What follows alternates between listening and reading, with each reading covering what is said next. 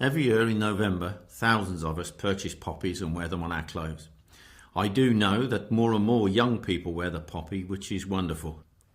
But there are also many people who don't understand or even care why we wear the poppy. Imagine being at home after the First World War.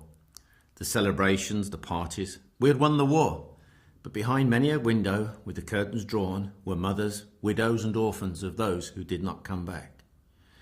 One of those women was my great-grandmother, with her daughter, my grandmother. It was my great-grandfather that didn't return home, Samuel Simpson. Husband and father was blown to bits on the Somme, or so they were told. In fact, we've since found out he probably died slowly in no man's land. His body was never recovered. So, with no grave to visit, nowhere to put flowers or bow your head, how was a nation to grieve? War memorials were one way of remembering the dead, with the names of the fallen carved into the stone. These were a focal point, and you still see them today in most towns and villages. Another idea was to transport back the anonymous remains of one of the fallen, an unknown soldier, who is buried in Westminster Abbey amongst the kings and queens. This one soldier symbolises the countless men who lost their lives. But why the poppy? It somehow managed to grow on the battlefield amongst all that death and hell. Clumps of crimson poppies thrust out from the lips of craters in no man's land.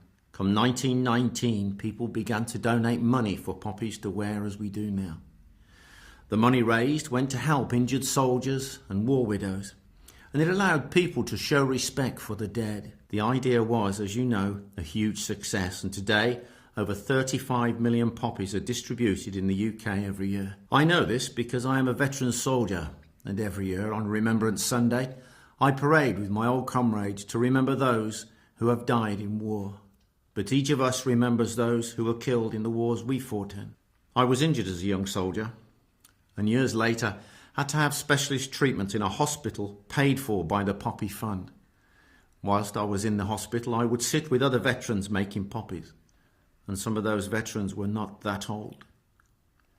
So the next time you buy a poppy, just think, it may have been made by me.